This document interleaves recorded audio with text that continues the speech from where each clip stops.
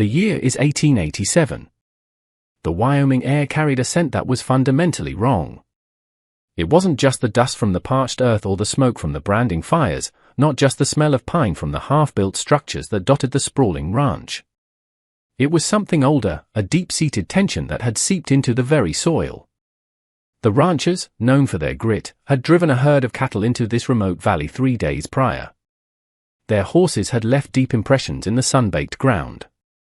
Alastair Finch stood outside his modest cabin, watching the last sliver of sun dip below the jagged peaks, casting the landscape in hues of deep purple and shadowy grey.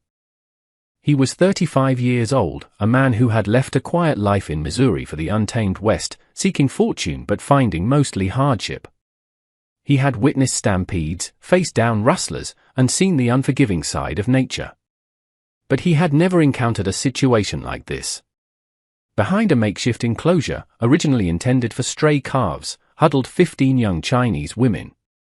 Their attire was a strange mix of practical and out-of-place, simple cotton trousers and tunics, some threadbare, others surprisingly new, but all covered in a fine layer of dust from their journey.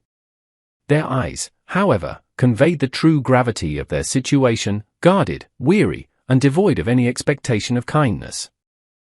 News had traveled through the sparse settlements and ranches with the speed of a prairie fire, fueled by suspicion and ignorance. "They're prostitutes," a ranch hand had whispered near the cook fire, the word laced with a mixture of curiosity and contempt. "Brought in for the railroad cruise," another had added, his voice low. A younger hand, barely a man, had spat on the ground and muttered, "Shouldn't be here." Alastair remained silent. He had learned early on that the harshness of the frontier often turned men into purveyors of half-truths and outright lies, their stories shaped by fear and prejudice. The ranch owner, a distant man of wealth named Mr. Thompson, had sent a telegraph. His instructions were terse and devoid of empathy. "Finch, you are responsible for the cargo. We don't know their origins for certain.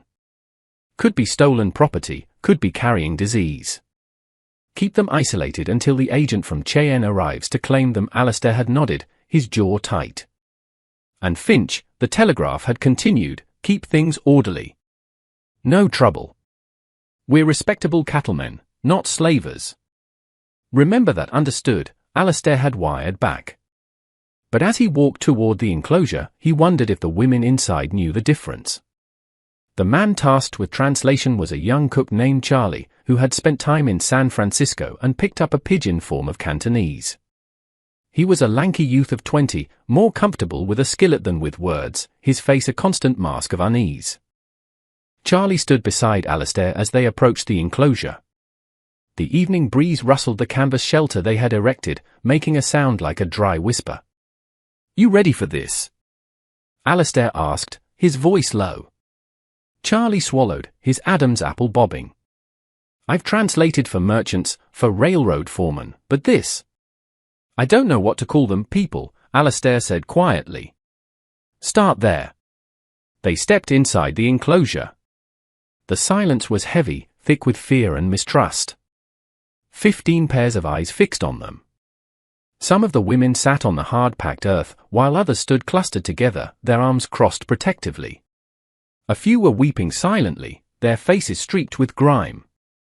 Then, one woman stepped forward. She was small in stature, with sharp, intelligent eyes that held a mixture of defiance and desperation. Her voice, when she spoke in broken English, was sharp and clear.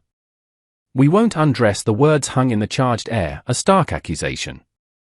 Alastair froze. Charlie's mouth fell open, but no words came out. The other women began to murmur, their voices a low hum of fear, some pulling their simple garments tighter around themselves. One young woman sank to her knees, her shoulders shaking with sobs. Alastair slowly raised his hands, his palms open in a gesture of peace. "Nobody is asking you to," but the woman, whose name he would later learn was Mai, did not believe him. Why should she?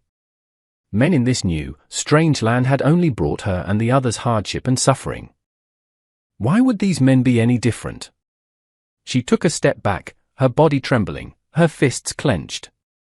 "We won't," she repeated, her voice rising. "You cannot make us." Alastair's jaw tightened. He turned to the 2 ranch hands who stood a few paces behind him. Everyone out. Now but foreman, we're supposed to, one of them began. Out, Alastair repeated, his voice firm. The men hesitated, then turned and left, leaving only Charlie with him. Alastair picked up a discarded wooden crate and sat down, deliberately making himself seem smaller, less of a threat. He motioned for Charlie to kneel beside him. Tell her, Alastair said softly, that no one here is going to harm her. Tell her we're not like the men who brought her here. Tell her. Tell her she is safe now, Charlie translated, his voice faltering at first, then growing steadier. Mai stared at them, her breathing shallow and rapid. Then, slowly, she sank onto the ground across from them. You lie, she whispered in her native tongue. Charlie shook his head. No, he's telling the truth, men always lie. For a long moment, the only sounds were the wind and the distant lowing of cattle. Then, Mai began to speak. Her story emerged in fragments, a tapestry of broken sentences and long, heavy pauses. She and the others had been promised good jobs in America, some as seamstresses, others as servants for wealthy families. The promises had been lies. They had been brought over in the dark holds of ships, their documents taken, their freedom stolen. They were moved from one rough settlement to another, intended for the brothels that catered to miners and laborers. But when the law had started to crack down in the last town, the men who had owned them had abandoned them, leaving them to be found by the ranchers. They told us, Mai said, her voice barely a whisper, that the ranchers would be worse, that you would use us and then leave us to die in the wilderness. A cold weight settled in Alastair's gut. It wasn't anger, not pity, but something heavier, responsibility. He stood up slowly, Charlie following his lead. Tell her, Alastair said, his voice thick with emotion, that I'm going to get them food, fresh water, and blankets. And tell her that no one, is going to lay a hand on them. For Charlie translated. Mai's eyes welled with tears, but she held his gaze. Why? She asked in English. Why you help? Alastair looked at her, at all the frightened faces around her. He said the only thing that felt true. Because it's the right thing to do. But the real truth, the full story of who these women were and the powerful men who had brought them here, was still a hidden, dangerous secret, buried in the ledgers of a trading company in Cheyenne. And when that truth finally came to light, everything would change. That afternoon, Alastair returned to the enclosure. This time, he brought with him not armed men, but the ranch's cook, a grizzled old man named Silas who had a gentle touch with injured animals, and a young hand named Ben, who was barely out of his teens. The women flinched as the men entered. Mai immediately stood, placing herself between the newcomers and the other women, her posture a silent, defiant no. Tell them, Alastair said to Charlie, that Silas and Ben are here to help. They need to check for injuries, sickness, lack of food. He paused, looking directly at Mai. They will remain fully clothed. We will work around it. Charlie translated, and a hush fell over the enclosure. Silas looked at Alastair, his brow furrowed. Foreman, how are we supposed to? You'll figure it out, Alastair said, his tone leaving no room for argument. Treat them like people first, and tend to their needs second. Ben nodded slowly. Understood, sir. For the next hour, Silas and Ben moved through the enclosure with a quiet, deliberate respect. They checked for fever by placing a hand on a forehead. They looked at arms and ankles for signs of injury, offering salves and clean bandages. They spoke in low, soothing tones, even though the women couldn't understand their words. At first, the women were tense, waiting for the kindness to curdle into cruelty. But it never did. Ben knelt beside a young woman, no older than 16, who had a nasty cut on her leg. He cleaned it gently, his hand steady, his voice calm. You're going to be all right, he said, his words a balm even in an unknown tongue. You're safe now. When Silas and Ben finally left, they had taken nothing from the women. Not their dignity, not their hope, not the fragile beginnings of trust. Instead, they left behind blankets, hot broth in tin cups, a sack of biscuits, and tucked into a corner, a small bag of dried apples. One of the younger women picked up a piece of dried apple as if it were a precious jewel. She tasted it, and then began to cry, not from sorrow, but from a relief so profound it was painful. Mai sat on a crate, staring at the items, her hands finally still. Charlie stood near the entrance, watching her. "You still think we're lying?" Mai didn't answer, but for the first time, a flicker of something other than fear appeared in her eyes. That night, Alistair couldn't sleep. He sat on the porch of his cabin, the smoke from his cigarette curling into the cold, clear air, the stars watching with a silent indifference. Mr. Thompson's telegraph from earlier in the day lay on the table beside him. Headquarters wants a full report by morning. Names, origins, their legal status. They're worried about the tongs. Alistair had muttered to himself. He knew the term from his time in San Francisco, the secret societies that often controlled criminal enterprises. "Sir, these women are not criminals." "There." "I know," the return telegraph had read. "But until we can prove that, they are to be treated as property, held in custody for how long?" Alistair had wired back. The answer had been chilling in its vagueness. "As long as it takes." The next morning, Alistair made a decision that had nothing to do with orders from a distant owner. He found a broken-down buckboard wagon behind one of the barns. The wheels were wobbly, and the wood was splintered, but it was serviceable.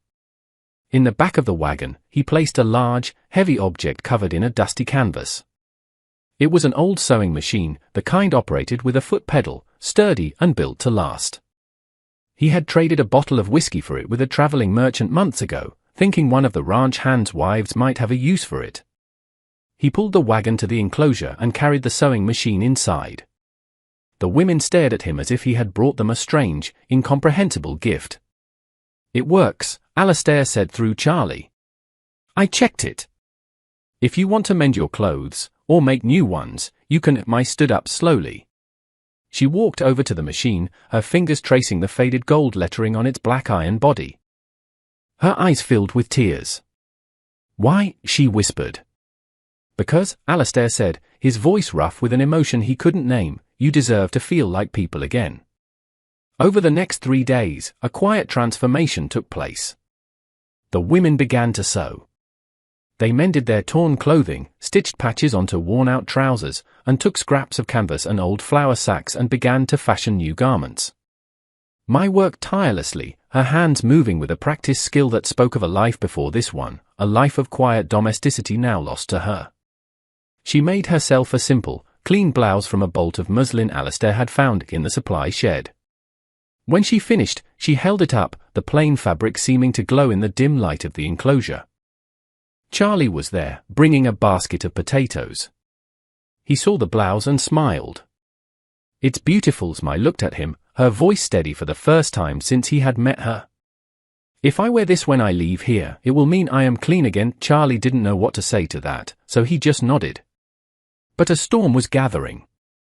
2 days later, a wagon arrived from Cheyenne, carrying 2 deputies and a man who introduced himself as an agent of the territorial governor, a man named Whitaker. He was thin and sharp-eyed, a man who saw the world in black and white, in assets and liabilities.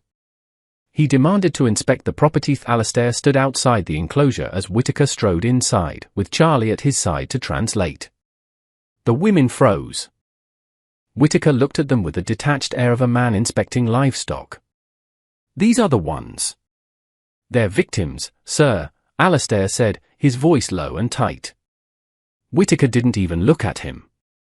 "Until their status is legally determined, they are unclaimed property." "Understood." "Sir, with all due respect." "Understood, Foreman." Alistair's jaw clenched. "Yes, sir." Whitaker turned to the deputies. "Prepare them for transport. They'll be moved to a holding facility in Cheyenne until the word, spoken in a clear, strong voice, came from Mai. She stood in the center of the enclosure, her new blouse clutched in her hands, her eyes blazing. "No more cages," she said in broken English. Whitaker raised an eyebrow. "Foreman, control your property." But Alistair didn't move. In that moment, he realized something that would alter the course of the next 72 hours. He was not going to let them take these women. Not to another holding pen, not to another cage, not to disappear into the brutal machinery of a system that saw them as less than human. Charlie saw the look on his face. "Foreman, what are you thinking?" Alistair's voice was quiet, steady, and dangerous. "I'm thinking," he said, "that some orders aren't meant to be followed, and that's when everything changed." Because miles away, in a dusty office in Cheyenne, a clerk was about to file a set of papers that would expose the truth about these 15 women. The truth was about to be unleashed, and Foreman Alistair Finch was about to make the most dangerous decision of his life. The clerk in Cheyenne was a young man named Morris, with ink-stained fingers and a perpetually worried expression. He had been tasked with cataloguing the assets of a recently bankrupt trading company. He had seen ledgers for cattle, for land, for mining equipment. But the documents he found in a locked file cabinet made his hands tremble. He opened the cabinet at 8 a.m. on April 22nd. By 8:15, he was running to find the U.S. Marshal. Back at the ranch, Alistair sat in the cookhouse with Charlie, drinking coffee that tasted like ash. Whitaker and his deputies had been ordered to wait 24 hours before transporting the women, something about a delay in the paperwork. But Alistair knew it was only a temporary reprieve. "You're really going to do this?" Charlie asked, his voice barely a whisper. "Do what?" "Don't play dumb, Foreman. I've seen that look in your eyes before." "You're planning something," Alistair didn't answer. He just stared into his coffee cup as if it held the future. The truth was, he didn't have a plan, not a real one. All he had was a conviction, a deep-seated certainty that if those women were loaded onto that wagon tomorrow morning, he would never forgive himself. "Charlie," he said finally, "you ever do something you knew was wrong by the law, but right by everything else that matters?" Charlie leaned back, his young face etched with a gravity beyond his years. "My family came over from Ireland during the famine, Foreman. I've heard stories my whole life about what happens when good people follow bad laws." He paused. "Yeah, I know what it's like when the law doesn't make sense anymore." Alistair nodded slowly. Then the cookhouse door swung open. A rider, his horse lathered in sweat, stood there, holding a telegram. He handed it to Alistair.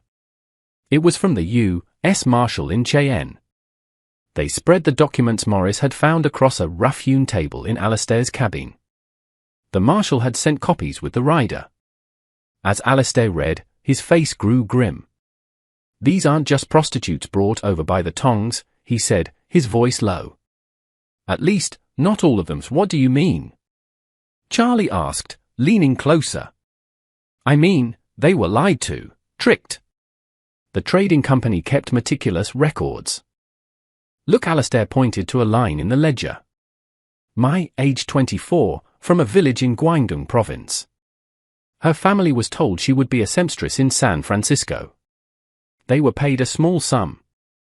The company called it an advance on her wages. It was a slave contract," Charlie said, his voice filled with disgust. Alistair nodded. He read through more of the names. Lee, French trained, a lady's maid, promised a position with a wealthy family in Denver. Celine, her father was a farmer who owed a debt to the company he couldn't finish. The cabin was silent, the air thick with the weight of the injustice they had uncovered. "How many?" Charlie asked. "At least 10 of the 15, Alistair said, rubbing his tired eyes. "The others are harder to say. Their records are less clear. But it seems they were all brought over under false pretenses.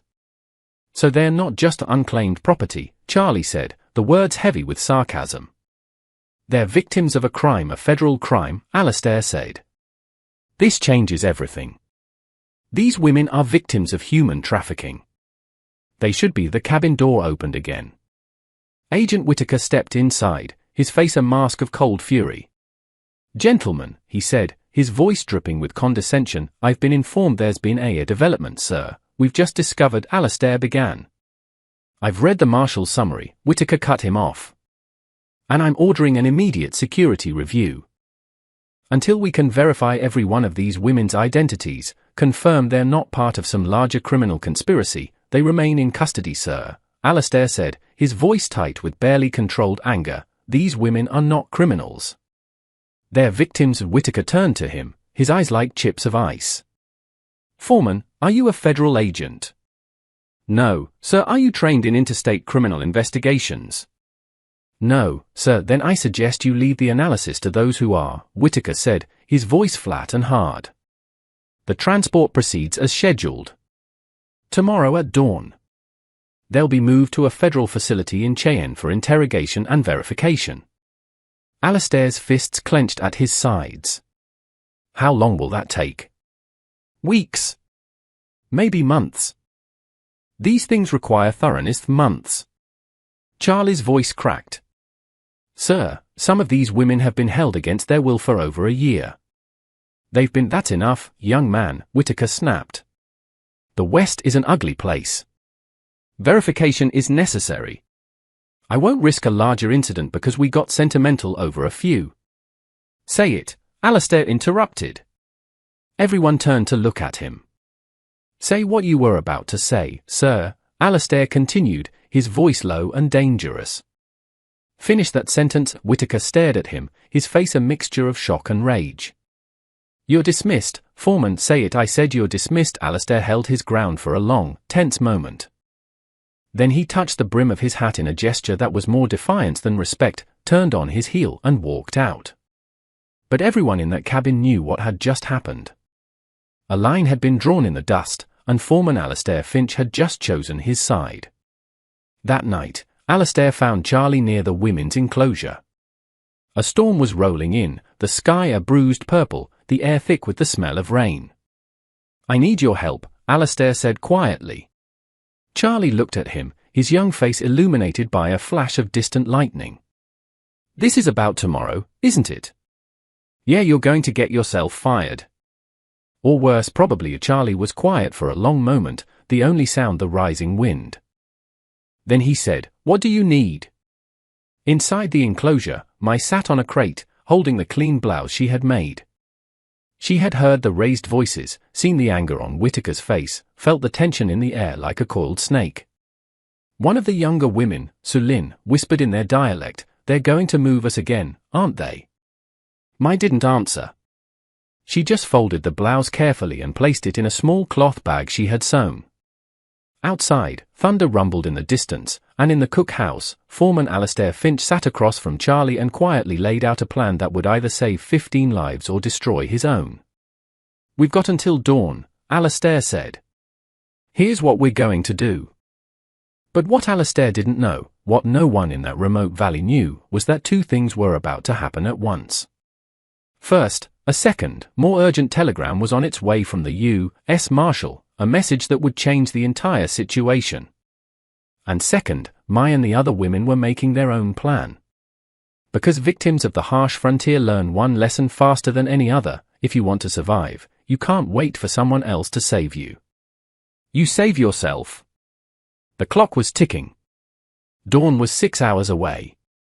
And the choice between duty and conscience was about to collide with a force that would echo through the vast, empty spaces of the West.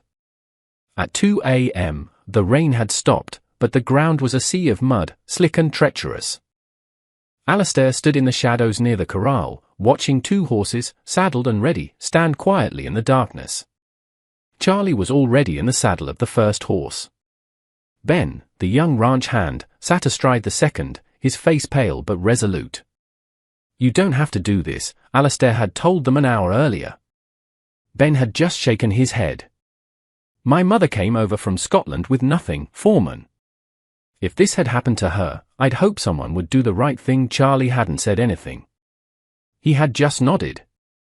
Now, in the cold, wet darkness, Alastair checked his pocket watch. The deputies guarding the enclosure would be making their rounds in 10 minutes. He moved quickly and silently toward the enclosure, his boots sinking into the mud. But when he lifted the canvas flap, he froze. The enclosure was empty. Not just empty, but stripped. The blankets were gone. The sewing machine was gone. The crates they had used as seats were gone. And in the center of the enclosure, drawn in the mud with a stick, was a single word in English: thank you. Alastair's heart pounded in his chest. Charlie appeared at his side, his breath coming in ragged gasps. Foreman, the fence, the back section, it's been taken down. They ran to the back of the enclosure. Sure enough, a section of the rough-hewn fence had been carefully dismantled, the rails lifted from their posts. Not broken, but methodically taken apart. On the ground lay a small, discarded pry bar from the tool shed. The same shed Alistair had visited yesterday to get the sewing machine. They took it, Charlie whispered, a note of awe in his voice. The pry bar. While we were planning to save them, they were planning to save themselves. Alistair stared at the gap in the fence. Then, in spite of the danger, in spite of everything, he felt a surge of pride. Smart, he muttered. Damn smart. What do we do now? Charlie asked. Alistair looked at the gap in the fence, then at the horses, standing ready in the darkness. He looked at his watch. 3 minutes until the deputies made their rounds. He made his decision. We do exactly what we planned, Alistair said. We take these horses. We ride toward the North Trail. And if anyone asks, he met Charlie's eyes, his own glinting in the faint moonlight. We were following orders to search for escaped property. Charlie understood immediately. We give them a head start exactly, and if we don't find them. Alistair allowed himself a grim smile. Then I guess they got away. At 3 a.m., 3 riders left the ranch and headed north, their progress slow and deliberate in the muddy terrain. They searched empty ravines and dense thickets of pine. They found nothing. At 6 a.m., just as the sun was beginning to rise, they returned to the ranch and reported that the property had vanished sometime during the storm. A thorough search had revealed no trace. Agent Whitaker was apoplectic. How does an entire group of women just disappear from a guarded enclosure? He roared. Alistair stood before him, his face a mask of weary duty. The storm was bad, sir. They must have used it as cover. The fence was dismantled quietly. I want every man on this ranch questioned. Yes, sir, but the questioning led nowhere. The deputies had seen nothing, heard nothing. The fence had been taken apart with a quiet efficiency that spoke of desperation and intelligence. The rider with the second telegram arrived an hour later. It was from the U.S. Marshal, and it was addressed to Agent Whitaker. The Marshal's words were blunt and to the point. The trading company was under federal investigation for slavery and human trafficking. The women were not to be considered property or prisoners, but material witnesses in a federal case. They were to be treated with care and brought to Cheyenne under federal protection, not as prisoners, but as free women. The silence in Alistair's cabin was thick with unspoken recriminations. Whitaker's face was a mottled red. He stared at Alistair, then at the telegram, then back at Alistair, his eyes filled with a furious, impotent rage. Finally, he spoke through clenched teeth. File a report. Notify the Marshal's office. If these women are found, they are to be offered federal protection. Yes, sir, Alistair said, his face impassive. Whitaker left without another word, his grand authority crumbled to dust. Alistair Finch returned to his life as a ranch foreman, the quiet hero of a story that was never officially told. He never spoke of it, but every year, on a clear spring night, he would ride out to the North Trail and look up at the vast, star-filled sky. He kept a small, intricately carved wooden button he had found in the mud near the dismantled fence the morning after the women had disappeared. It was a small, simple thing, but to him, it was a symbol of their quiet, determined courage. The truth of where the 15 women went vanished into the vast, unforgiving landscape. Their story became a whisper on the wind, a testament to fear that turned into trust, of victims who became their own saviors. It was a story of a lone rancher who chose humanity over orders, and of a group of women who, when given a moment of dignity and a single tool of liberation, found the strength to carve out their own freedom. The world had tried to erase them, but they had refused to be erased.